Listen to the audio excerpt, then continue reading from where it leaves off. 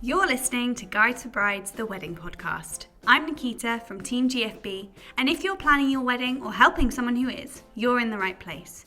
Because I'll be discussing trends, practical planning tips, and more with the help of some special guests along the way.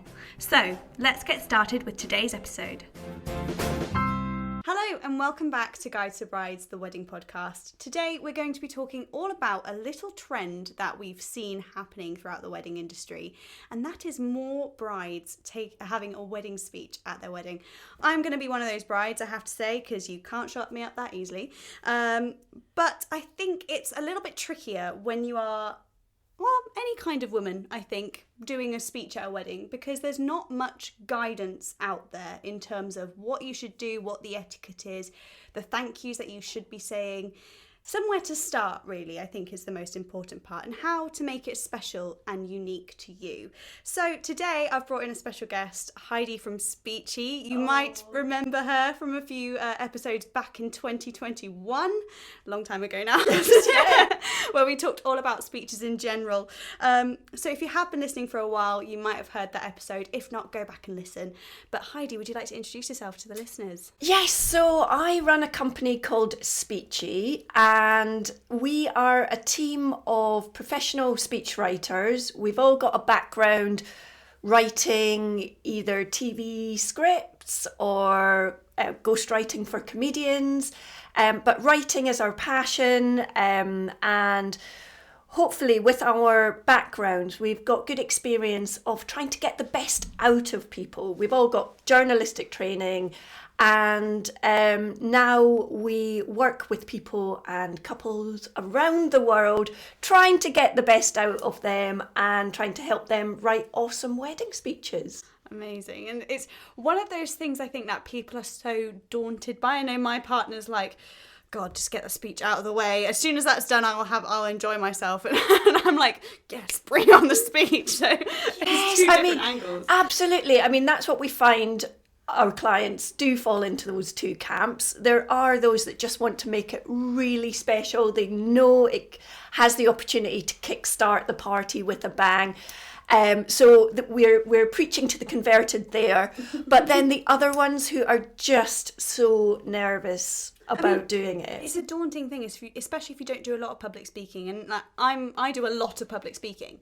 So, that to me is not, it's just friends and family at that point. So I'm like, meh, it's okay. Yeah. But in terms of him, he doesn't do a lot of public speaking, so I can see why that would be so daunting. Yes, and strangely, when we work with even chief execs, multimillionaires, people that are used to public speaking still, can still feel nervous about doing it in the contexts of that more intimate and family setting as well.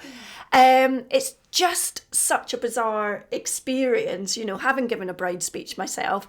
I was looking forward to it as well, but when you stand up there, it is a different sort of reaction and different atmosphere, and it is one of those once in a lifetime opportunities. So it is important, it is special.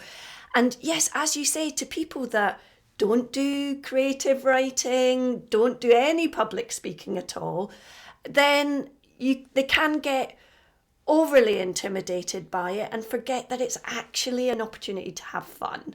And that, I hope, is something that once they start speaking to us and obviously doing podcasts like this, I hope we're trying to encourage people just to see the speeches no longer as this daunting to do, but something that is actually fun to think about and that people actually really love doing on the day. I think that's a really, really nice point. Something that should be looked forward to. And if you think of it in a positive light, hopefully that will start getting the creative juices flowing and you'll be able to think of things that you can actually say. I think for me, the hardest part, and I know we're going to go into this in a bit, is actually thinking about what to say. I could say quite a lot, but also I've been with this person for nearly 10 years. So for me, it's what don't you already know? And what would people find funny? There's pressure for it to be a bit funny, even if because I'm not really a naturally funny person. I have a little bit of wit here and there, not fast on my feet though. So it's one of those things where it's like really daunting. That's the thing I'm most nervous about. Yes, I think it is like, where do you start? And I think, as you say, thinking about it, that's the first stage that puts people off. When people don't know what they're doing, it's easy for us brides just to go, well, I've done loads of wedding prep here. He hasn't done so much, or my partner hasn't done so much. So, this is their thing. But actually, I think if this is not something you want to shirk off. This isn't one of those things that you want to pass on, like the transport or the table planning or anything like that. Any of those jobs are hard and you don't get much reward from it on the day. No. But a wedding speech, once you get into it, once you start thinking about it, you will reap the rewards from it. I mean, I remember we went to a wedding show about 7 years ago, and I was so surprised that still so many brides just don't even consider giving a speech. But I think times are changing now. We're working with a much higher percentage of brides. And not only that, we're working with a lot more couples as well. Or the groom is speaking to us and it's no longer a secret that they're speaking to us. It's with the sort of say-so and backing of their bride. Because I think that's another thing. There was this idea that it all had to be done in secret and it was this big reveal on the day.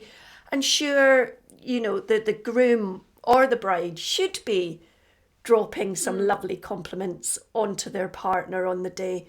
But it doesn't all have to be a secret. You can discuss it together.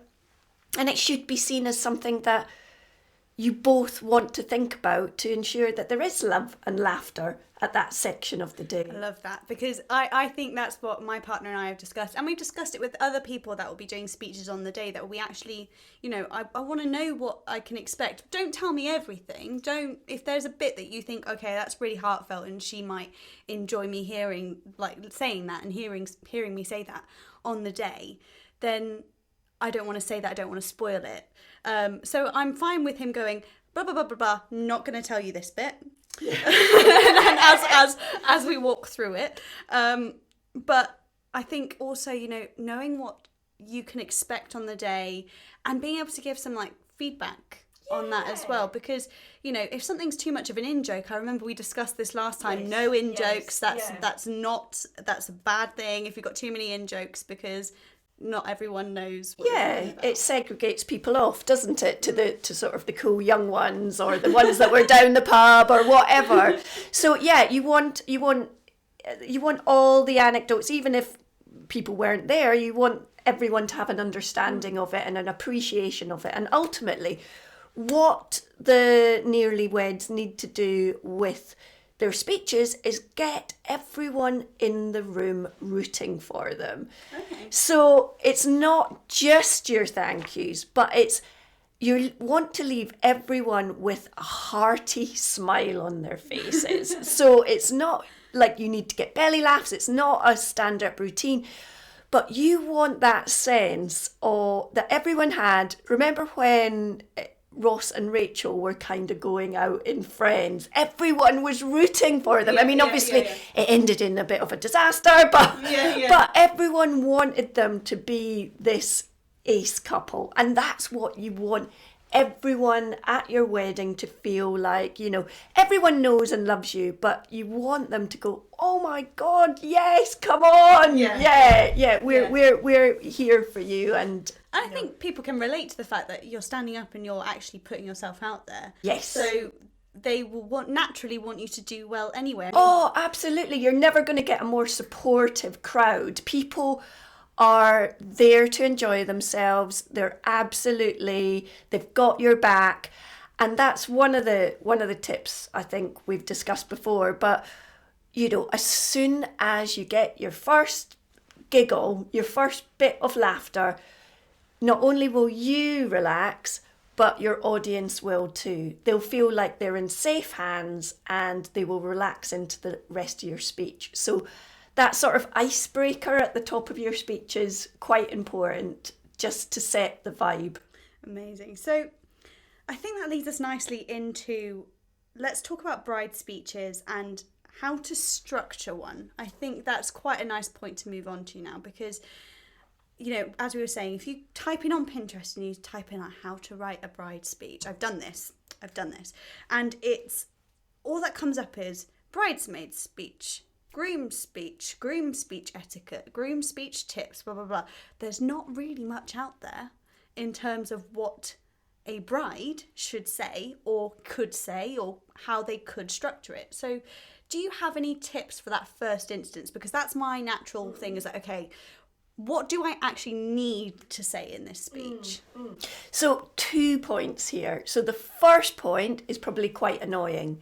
And that's like, so the first point is there's actually no rules. That's great news. But also I can see why that's very annoying for someone like me who's very type A. Yes. So ultimately, on point 1, if you and your partner sat down and you both go, right, we've got loads of people here, loads of thank yous, but let's not make our speeches just thank you lists. Let's just both tell a funny story about each other.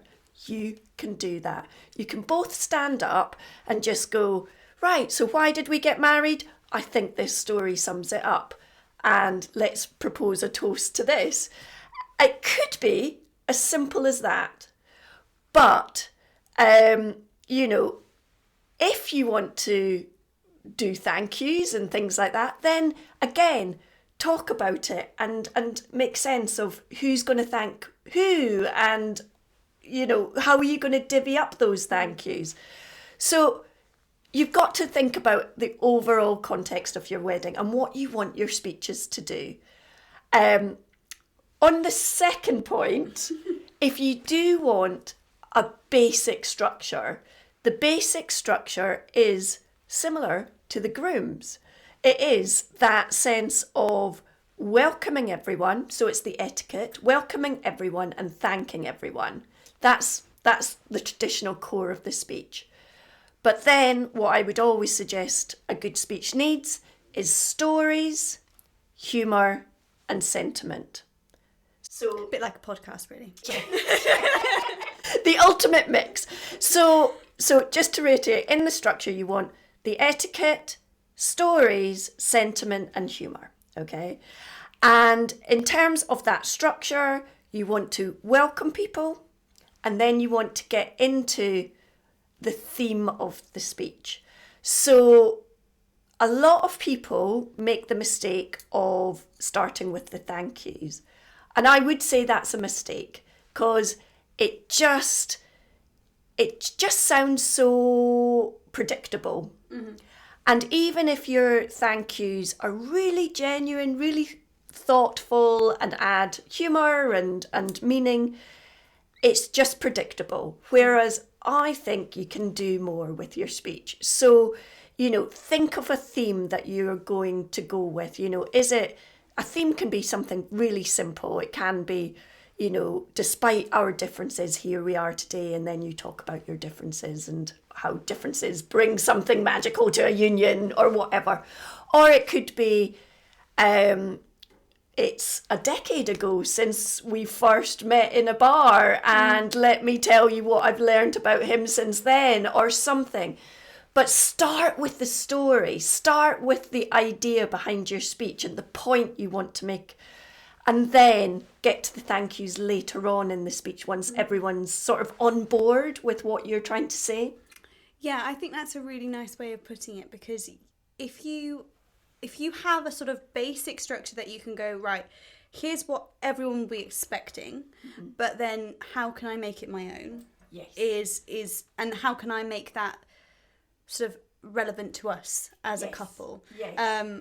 So maybe an action from this podcast for you all is to sort of pause it here, write down a list of the ways that you can make it really personal to you, and how you can thank your partner or tell a story about them, like what stories come to mind? Yes, yeah. I mean, think about obviously the sort of seminal moments of your relationship, the meeting, the when you fell in love, all that's all good content to think about, but also think about your differences, your similarities, how no other weirdo would do other than your partner. You know, think about the quirky things that you do together that you assume other couples might not do. And it's that sort of richness that you want to bring out in your speech, where you show how well suited you are. Or it's maybe, you know, the characteristics of your partner. You know, are they really daft? And you can talk about some of the examples of when they're really daft, but you can conclude with, although you're daft, you know, in a more sentimental way, I couldn't imagine life without your craziness in my life. So, you know, you want to round up what you've got to play with, first of all. It's a real big brainstorm, a download of what you love about your partner and why you two think it works. And once you've got a vague idea of where you're going with it, once you've got that starting premise, it becomes a lot more easy to write the rest of the speech. And this is something you talk about in your new book. So do you want to have a moment to sort of plug that? Oh, of course, yes. So we've got this book out, and it's called The Modern Couple's Guide to Wedding Speeches. And basically, I decided to write this just over a year ago now, looking at the wedding advice that was being published. And it was, not only was it very old-fashioned in terms of making assumptions about the couple getting married, being straight, being, you know, whatever. And it also was very targeted towards the groom, hardly any talking about the bride. Or if the book was about the bride, again, it was on the assumption that you were working as single identities as opposed to as a team. This is the big thing that I really hope people take from the book, is that you can both dip in and out of it. You can work on it together, helping one of you deliver a speech. You can both deliver a speech, or you can do a joint speech, which is something like I really love. I just think it really makes sense. It works really well all the time. But obviously, Nikita, you want the mic for your own. 100%. Give me all the attention.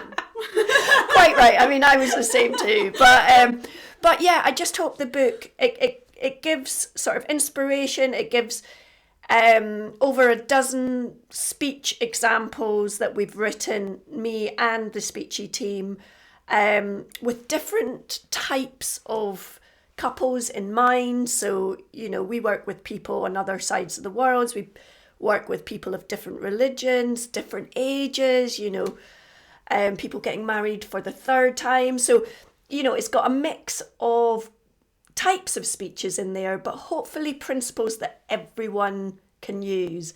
And it really takes people through sort of those questions you need to ask yourself as you are developing your speech, and little tips and techniques where you can make sure that you find original humour and you manage to be romantic without being cringy.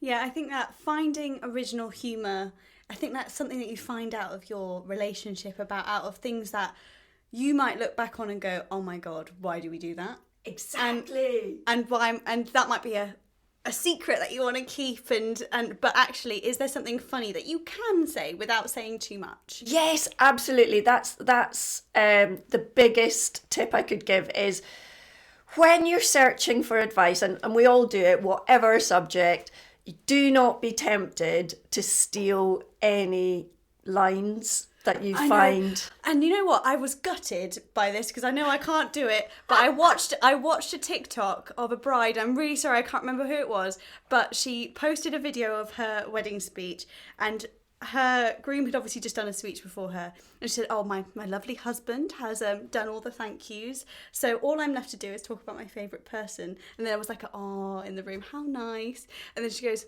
"So unfortunately Taylor Swift couldn't be here today." I was like, God damn it, I wish I hadn't seen that, because I really can't do that now, because that would be, but that is hilarious to me. Yes, and because it would be meaningful to you as well. So that's what I always say, is just play with what you have got. And like, every couple has their oddities, their quirks, their little foibles, their debates. You know, it seems odd to be thinking about what you might argue about when you're writing your wedding speech.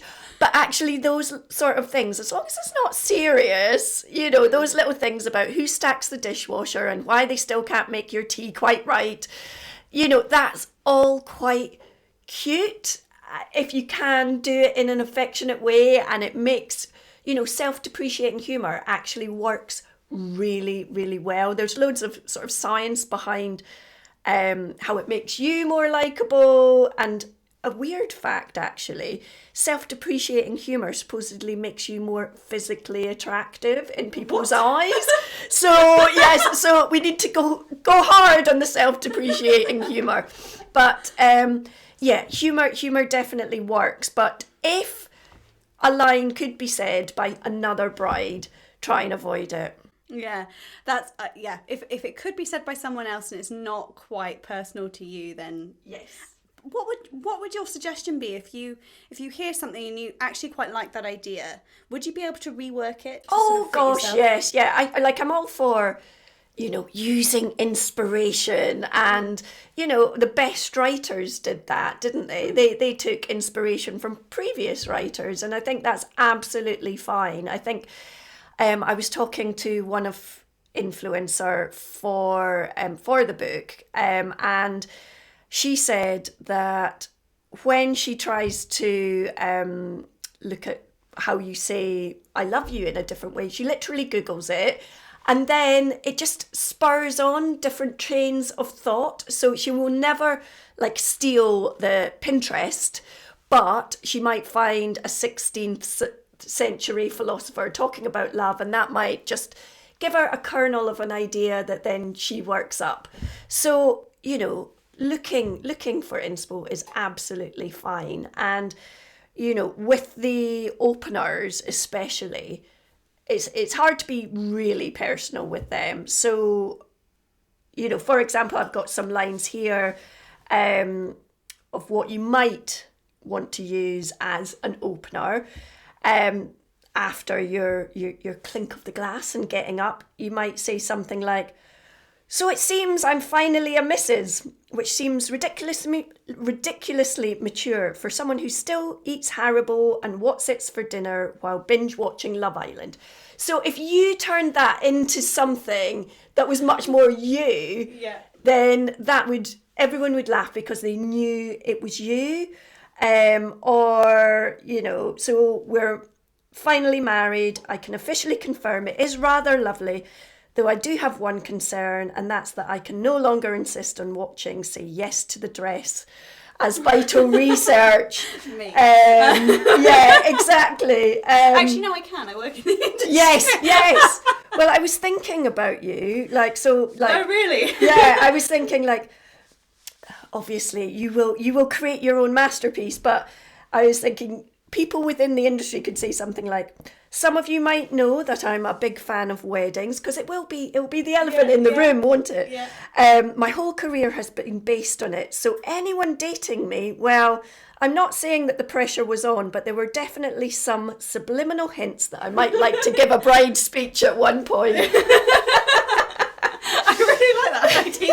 That's frustrating now. Oh no, I won't say any more. But you know, you get the idea that, you know, just think about yourself and what's funny about yourself as well. Exactly. Yeah, because it's as much as it's about your relationship, it's you that's giving the speech, isn't it? Yes. So it's finding things about yourself that you can laugh at and other people can laugh at and your partner can laugh at as well. Yeah, you know, it might be, you know, you might stand up and not even do like that official sense of opening. It might be that you stand up and go, God, can you believe it, girls? I finally said I do. So what has made me agree to tolerate one man for the rest of my life? And then sort of go into answering that sort of that question. Yeah, I really, really like that. So in terms, when we were sort of like prepping for this podcast, you mentioned about handovers, because traditionally there is an order to the speeches, isn't there? So where would you suggest is a good place to start with a handover from one speech to another, and particularly between partner to partner? Yeah, I mean, I think you just need to play within the context of your day. You know, it depends how many other speakers you've got. I think we might have quite a few. Well, I mean, I'm always a fan of sort of if you've got a number of speeches, separating them up, either into a sort of before and after dinner, or between courses, although I know photographers and caterers are really against that because it complicates everything. But it worked quite well for my wedding. Did you do between courses? Yeah, we just did 2 short ones before, one after the main, and the best man after the pudding, and it worked really well.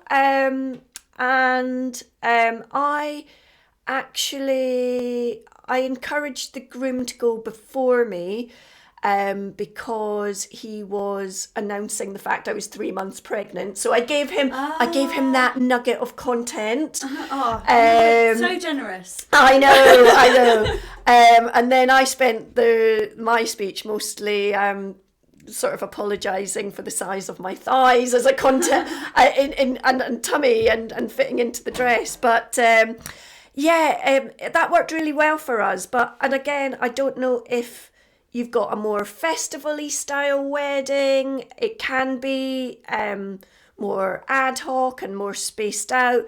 But if it's a formal day and you are doing them all together, I think an MC works well sometimes. You know, someone that knows you both well, someone that can give you 30 seconds sort of in between each other, just to intro who everyone is, and give everyone a chance to relax into their speech.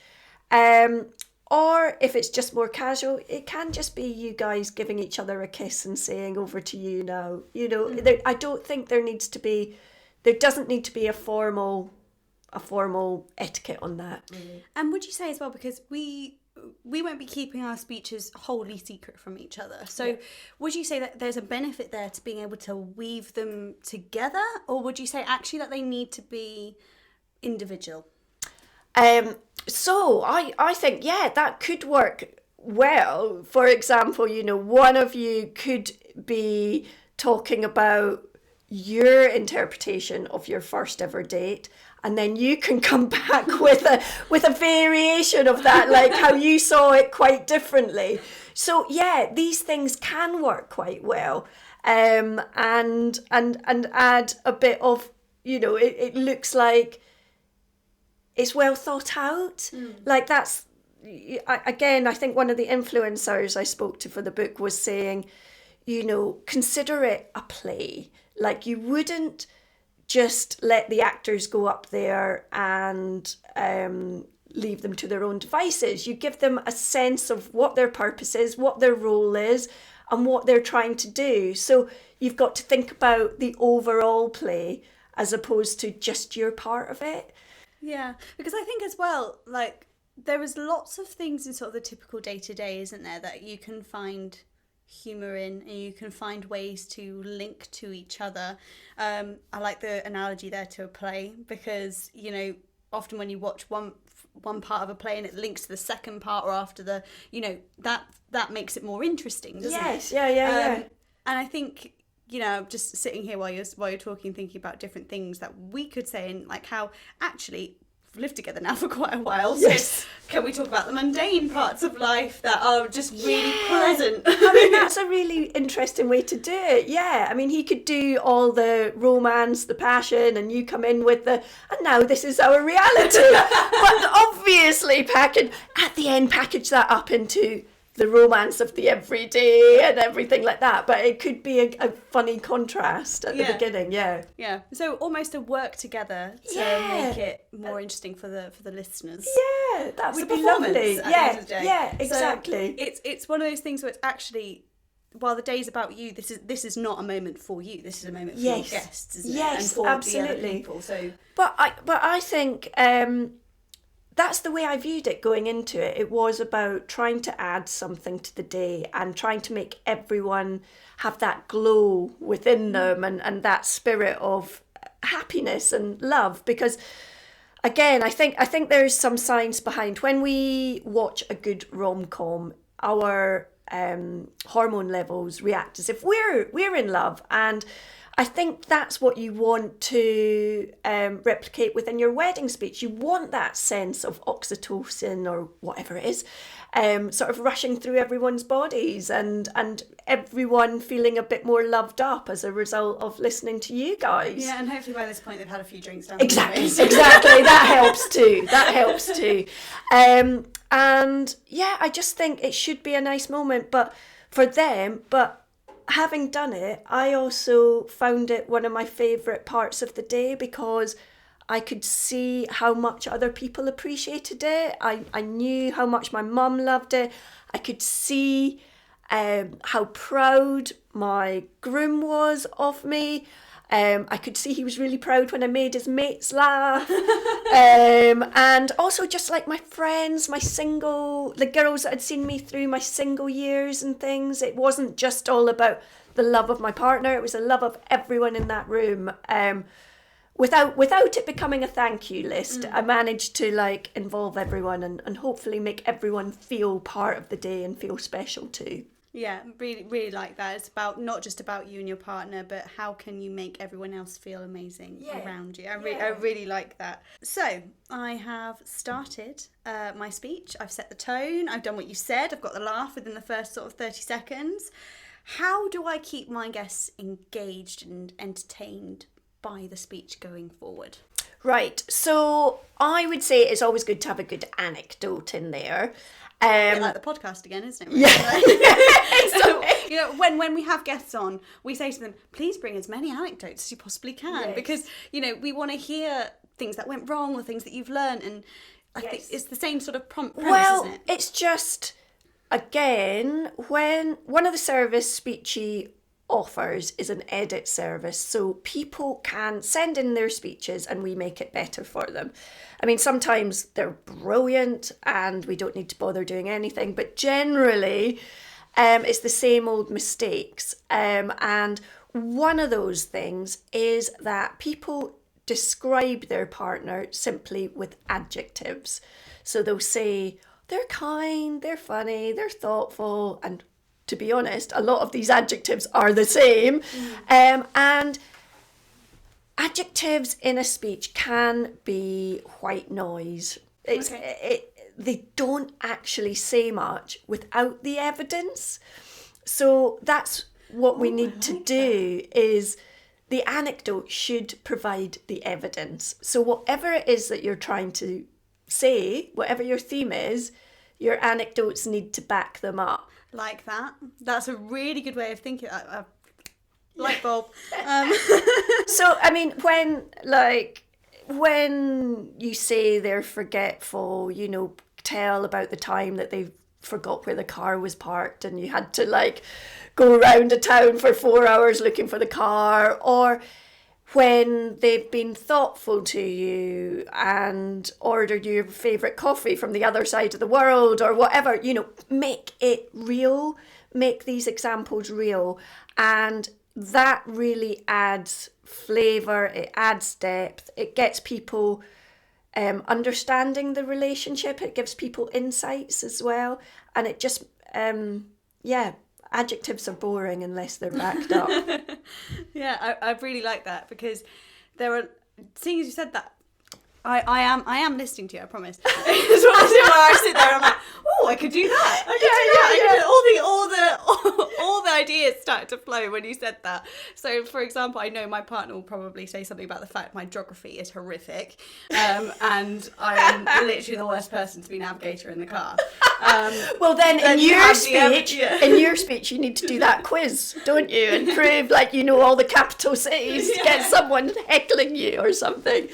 Yeah, the ultimate comeback speech. Yeah. So it's there are things that you might not think about. Yes. But then actually, if you're thinking of, okay, why do I think they're funny? Yes. What do they do that I think is funny? And then you can go, okay, well, maybe that one's not so appropriate, but then this one could work and then what is funny about that? Like getting to the baseline of why they are funny. Well, I think it's like when you sit down at a blank screen and go, I've got to talk about love, and it's just really intimidating, isn't it? And actually, you've got to go much smaller than that. You've got to think about your love in terms of the everyday reality of it. We're not trying to be philosophers here. No, exactly. Yes, we've got Pinterest for that, haven't we? So yeah, look at your everyday relationship for a week. Just look at how he's made you laugh, look at the nice things he's done, look at how he's annoyed you, look at the weird stuff you both do together, and just like kind of do a relationship autopsy throughout the week and just like spot stuff. And yeah, that will get your brain into gear and you realise you have loads to say that you didn't even realise you had. And I guess as well, when you're doing that sort of relationship autopsy, there are lots of different things that you could possibly pull up from, like, as you say, what makes you annoyed, what actually made you laugh, there's so many emotions that you can feel for one person, you know, and like maybe what don't you quite love about them that week that annoyed you or upset you? Is there something funny in that now that you've gone through it? Like, now that you've laughed about it? I mean, that's when we're working with clients. It is those questions that often elicit the best responses for us. Is like, what do you debate? What are they no good at? What would they like to change about you? You know, obviously we do like get to the heart of the love, and we are sentimental people at the end of the day, but it's trying to get a real sense of someone's relationship and sort of make sure that everyone in the room doesn't feel like you're sugarcoating anything, and that you're actually giving them the privilege of an insight into your real relationship. Yeah, and I think as well, there was a trend on TikTok not too far back ago, actually. I'm sure if you searched it just to get a bit of inspiration, you could. But it was when couples would literally stand there with that weird voice changer, and they would read a list of the icks they had about each other. Yes, brutal. Yeah, but it was brutal in a nice way at the same time. So if you need some inspiration of things that you could maybe, the way you could phrase things, or a lot of them did put it quite bluntly, but yes, what do they laugh about afterwards? How did that trigger? It's how to phrase these things in a nice way, like what annoys you can turn into the best backhanded compliment. For example, I love you. You can't eat anything without dropping crumbs on the floor, and you manage to spoil most movies by correctly guessing the ending. But the truth is, I want to spend every irritating minute of my life with you. Do you know what I mean? Once you've got these little nuggets, then you package them up into something that feels genuinely romantic. I really like that as well, because you've taken the annoyances, but then you've ended it with what makes it enjoyable. Yes, yeah, exactly. I mean, if it was just a list of criticisms, that'd probably be a bad speech. But can you imagine? I don't like this about you. Yes, exactly.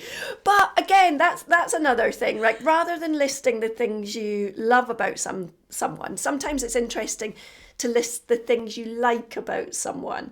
So, like, I like the fact that my partner knows about pensions, and I don't. I I like it when he wears an olive green t-shirt. I like it that he's willing to dive off the highest diving board.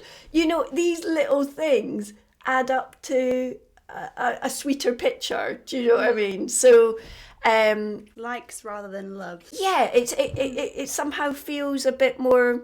Because then that kind of taps into the friendship side as well of your relationship, rather than that more like romantic side. Yeah, it's kind of a more genuine compliment in a way to like than love someone, because love can be a bit crazy. Yeah, you're blinded by that. Yes, but likes, you're a solidly decent person. Yeah. Well done, you. Yeah, you're a good egg. Yeah. Or well done to your mum. So how do we thank people? Obviously, like, you know, the aim of the speech would be to thank people for being there. Yes. But how do you do those thank yous without overdoing it? You know, if I wanted to thank my mother-in-law, for example, how would I do that without being like, thank you for raising such a wonderful person? Oh, yes. I mean, that just don't bother with that. Well, I'd always, as a general guide, I'd always try and thank your parents and their parents. And I try and think of them, like, as opposed to them being parents with your in-laws. What is it about them that you can pull out that shows you appreciate them for being just a decent person as opposed to your mother-in-law? So thank you for making the best Yorkshire puddings in Essex. Or father-in-law, thank you for sharing your malt whiskey collection with me. Or something like that. Thank you for not forcing me to go on too many Sunday walks, or something like that. That shows that you recognise your own personal relationship with them. And again, with your parents, make the love real. So thank you for, it can be something random about your childhood. Thank you for giving me that Millennium Falcon Lego set instead of the Barbies that my sister was getting, or whatever. You know, it can be cute little stuff like that just triggers a memory from your past. Or, you know, thanks for not grounding me when I did XYZ, or thank you for continuing to be the person I call when I forget my PIN number, or you know, or I need new insurance advice, or whatever it is. Make it real. Yeah, and that's almost like it's not then an inside joke either, because it's a memory that you're sharing. It's not actually a joke. Everyone understands it and probably will relate to that concept of, I don't know, always calling your dad over to help with the plumbing or whatever it is. Everyone can sort of relate to having that sort of fatherly connection or parent connection, and smile at that too. Yeah, that's really good. And in terms of like the quirks of that relationship with your parent or in-laws or whoever you're thanking at that moment in time, that could be a spur of inspiration as well, like the quirky side. Yes, yeah, absolutely. I mean, especially with friends, I'm like, a lot of people struggle when they seem to be thanking people, and it seems to relate mostly to hen and stag do's. And obviously you need to thank people for all their wedding prep and things, but actually I think it's much more valuable to thank them for years of friendship and being the only person that you could call at 4:00 in the morning, or all those years of holding your hair back when you might have been too drunk I thought you were going to go really romantic then, and you were like, holding your hair back over there. So, no, it's... Sorry, lowering the tone there.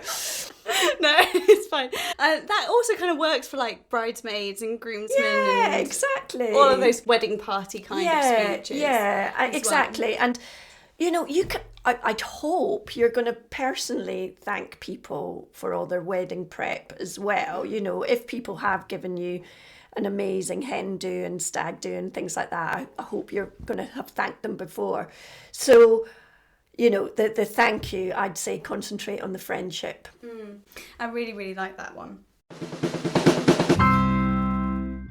How to conclude a speech. I think that might be a good thing to cover. Yeah, absolutely. So the toast should summarise, if you can, the whole theme of your speech. So it's basic journalistic principles. You know, if you're writing a blog post, you say what it's about, you then prove it, and then it needs to be summarised at the end. So, you know, any writing that you've done, it's a similar sort of idea.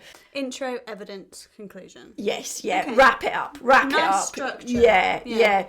So, you know, if you've done something, a theme that is about, well, our romance is not the classical Disney romance, but it works.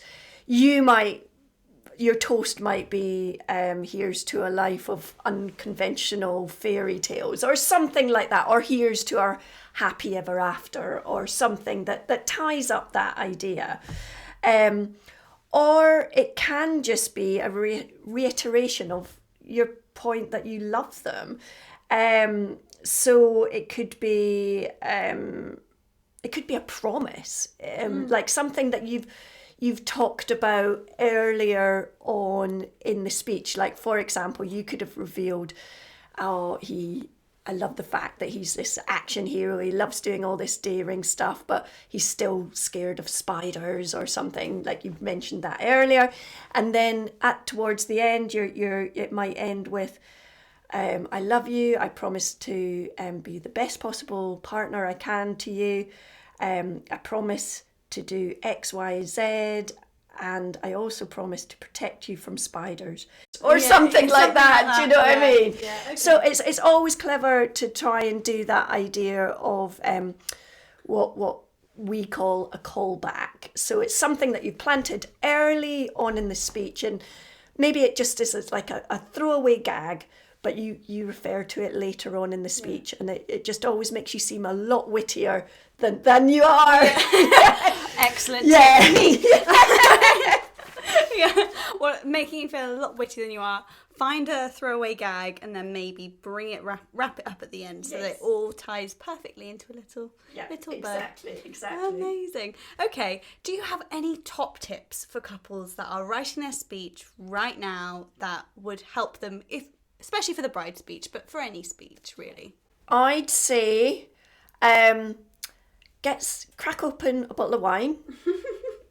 Number one, get the alcohol. Yeah. And basically sit down and talk about it, and brainstorm, get ideas, feel excited about what you can do about this. I mean, so much time is thought about colours of weddings and fonts and, flowers, and actually your speeches can be the epicenter of your day, especially as a lot more weddings are less religious, less formal. This is the heart and soul of your day. This is where you all connect as one. And so really think about how you can kickstart the day with this sort of emotional laughter, love bomb of a moment. And obviously another tip I would give is get the book.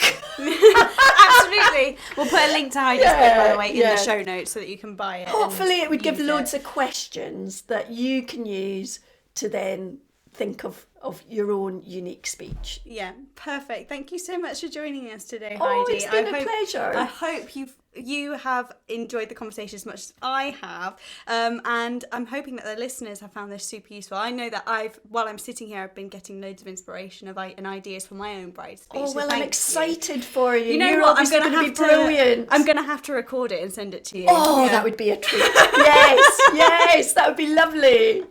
Amazing. Well, it's not long to go now, so fingers crossed it will all go well, and I'll have to share it with you when we're done. So. Oh, no doubt it will go well. So yeah, thank you. Brilliant. If you are wanting to find out more about Speechy services or want to buy Heidi's book, we've got all the relevant links for you in the show notes, as well as on guidesforbrides.co.uk. And if you want to follow us on social media, it's at Guides for Brides or at Speechy Speeches. And we will be chatting with you again very soon. For now though, happy wedding planning, and don't forget to check out the book. Thanks for listening to this episode of Guides for Brides, the wedding podcast. Head over to guidesforbrides.co.uk to continue your wedding planning, and don't forget to like, follow and subscribe on our social media channels at Guides for Brides.